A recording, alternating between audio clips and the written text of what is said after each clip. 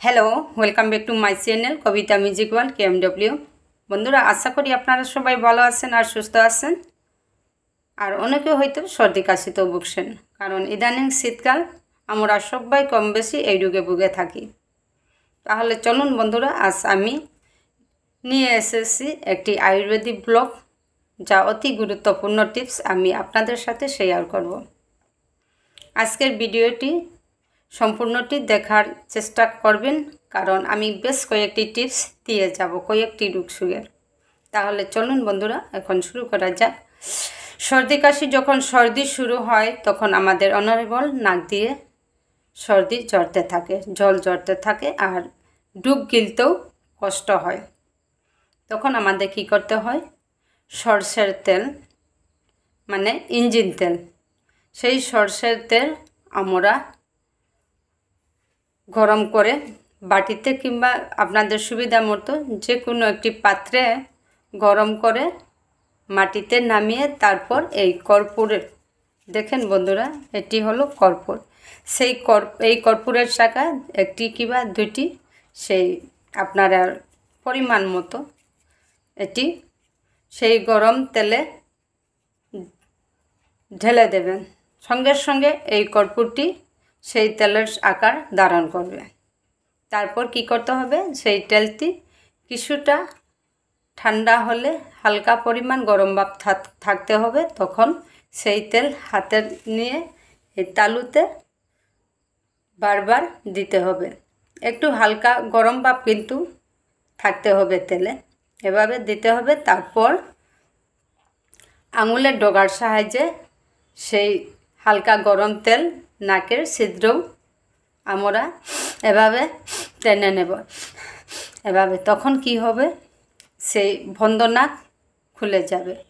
মনে করেন এটি হলো মেন্থলও আমরা সেই একই উপায়ে আমরা ব্যবহার করতে পারি, কিন্তু মেন্থলে তেলের প্রয়োজন হয় না।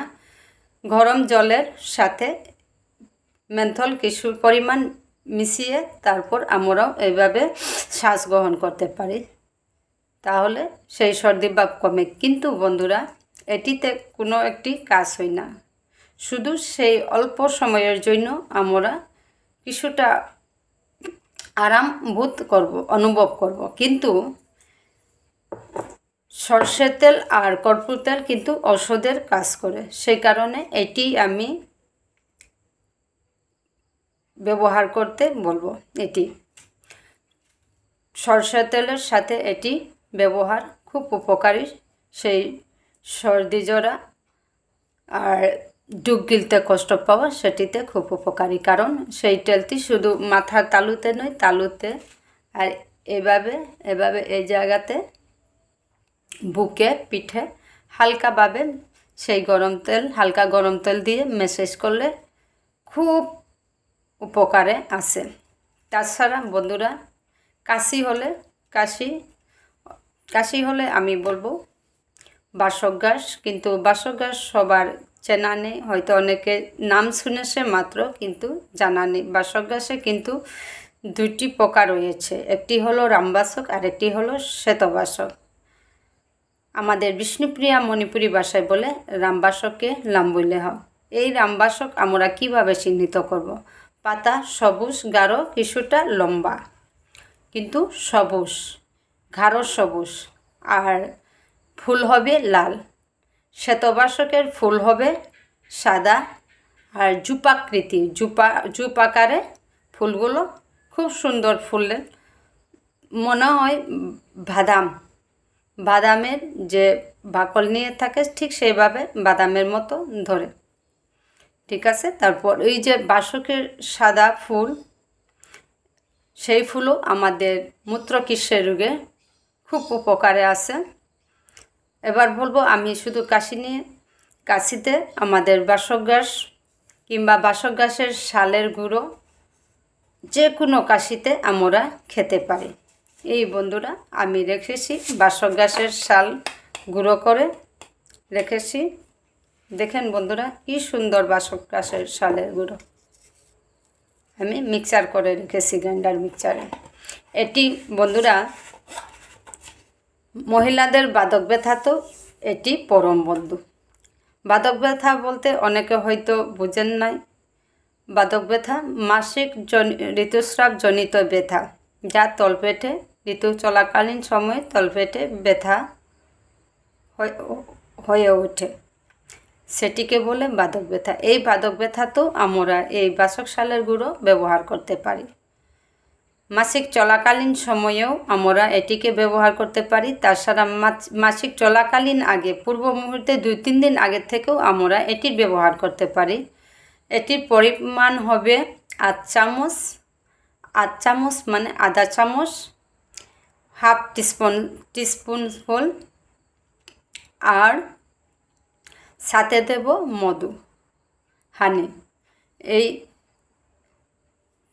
মধু 1 চামচ আর সালের গুঁড়ো আধা চামচ। আধা চামচ থেকে কম পরিমাণ হলে আরও ভালো হয়, কারণ গুঁড়োতে অনেক পরিমাণের ঔষধীয় গুণ রয়েছে, সে কারণে পাওয়ারটা বেশি হবে, তাই অল্প দেবেন। এভাবে হালকা গরম জলের সাথে বাসক সালের গুঁড়ো আর মধু মিশিয়ে খেলেও এই রোগে কিছুটা আরাম পায়, ধীরে ধীরে রোগটা কমে আসবে। তাছাড়া অনেকে হয়তো এটি যখন বাদক ব্যথা শুরু হয় তখন লাল চা পান করে থাকে, এটিতেও আরাম পাওয়া যায়, কিন্তু এটি দীর্ঘদিনের না, শুধু ওই সময়কালের জন্য ব্যবহার করে থাকে। সেই জন্য আমি বলবো, যদি আপনারা চেষ্টা করেন এই বাসক সালের গুঁড়ো খেয়েও সেই বাদক ব্যথা থেকে আপনারা মুক্তি পেতে পারেন। তাছাড়া সাইনাসজনিত হাসি, বারবার হাসি, এভাবে বারবার শ্বাস নেওয়ার সময় হয় নাই, বারবার হাসি উঠে আর মাথা ব্যথা, মাথা যন্ত্রণা হয়ে ওঠে, এটিকে বলে সাইনাসজনিত হাসি, বারবার হাসি। এর সময় আমরা কি করব? সাইনাসজনিত হাসি হলে এই যে বন্ধুরা, এটি হলো উনুনের পোড়ামাটি। এই উনুনের পোড়ামাটির সাথে গোলমরিচ, ব্ল্যাক পেপার আর উনুনের পোড়ামাটি বিষ্ণুপ্রিয়া মণিপুরি ভাষায় বলে, আমাদের ভাষায় লেইরাঙর পোড়ামাটি, লেইরাঙর মাটি গিরিথানি। আজিকালি লেইরাং ব্যবহার না করতারা, যেমন দৌড় মন্দিরেতে ডেইলি ওরা তারা, তুমি দৌড় মন্দিরেতেও আনিয়ে মানে ব্যবহার করে পারো। পোড়ামাটি বলতে উনুনের পোড়ামাটি, মনে করেন উনুনের পোড়ামাটি 3-4 চামচ, সম পরিমাণে গোলমরিচও পাউডারও সম পরিমাণে, সমভাগে 2টি দ্রব্য একত্রে মিশিয়ে আমরা যে কোনো একটি পাত্রে ভরে রেখে দিতে হবে আমাদের। আর যখন সাইনাসজনিত হাসি শুরু হবে তখন এরকম একটি কাচের পাত্রে কিংবা প্লাস্টিকের পাত্রে, বোতলে নিয়ে তারপর যে কোনো একটি কাপড়ে, কটনের কাপড়ের সাহায্যে বা কিংবা যে কোনো একটি ঘাড়ো কাপড় দিয়ে, নেকড়া দিয়ে ডেকে তারপর আমরা এভাবে শ্বাস গ্রহণ করব। বন্ধুরা মনে রাখতে হবে, আমরা এটি যে কোনো উপায়েও ব্যবহার করি না কেন, সবসময় আমাদের কাপড় নিয়ে ডেকে ব্যবহার করতে হবে, কারণ এটিতে গোলমরিচ রয়েছে। গোলমরিচে কিন্তু জ্বালা পোড়া হয়, সে কারণে এটি মনে রাখতে হবে। যখন আমরা ব্যবহার করব তখনই আমরা সেই বোতলের উপরে একটি কাপড়ের সাহায্যে ডেকে দূর থেকে এভাবে শ্বাস গ্রহণ করব। এভাবে হলে সেই সাইনাসজনিত হেঁচকি ওঠা সঙ্গে সঙ্গে কমে আসবে। তাছাড়া যদি মাথা ব্যথা হয়ে ওঠে তাহলে আয়ুর্বেদিক ঔষধালয়ে পাওয়া যাবে মহালক্ষ্মী বিলাস ভরি মানে ট্যাবলেট। আয়ুর্বেদিকে সবসময় ভরি বলে থাকে ট্যাবলেটকে, ইংরাজিতে ট্যাবলেট, আয়ুর্বেদিকে বড়ি। আপনারা সেই নামটি লিখে রাখুন যাদের এই সমস্যায় ভুগে আছেন। মহালক্ষ্মী বিলাস বড়ি, এটি ট্যাবলেট, আয়ুর্বেদিক ট্যাবলেট। এটি সকালে টিফিন খাওয়ার পর একটি খেয়ে নেবেন। আর যখন মনে করেন মাথা ব্যথা হচ্ছে, তখনও আপনারা খেতে পারেন, এতে কোনো সমস্যা হবে না। আর রোগের প্রাবল্য দেখে দুটিও নিতে পারেন। যাদের অতিরিক্ত ব্যথা রয়েছে তাদের দুটি বড়িও একসাথে নিতে পারেন।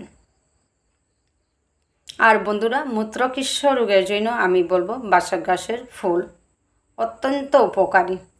এই বাসক গাছের ফুল মূত্রকৃষ্ণ রোগে খেলে মনে করেন আপনারা ভাজা খেতে পারেন। বাসক গাছের ফুল শীতকালে ফুল ফুটে শিউলি ফুলের মতো মাটিতে বেসে থাকে, কি সুন্দর ফুলগুলো।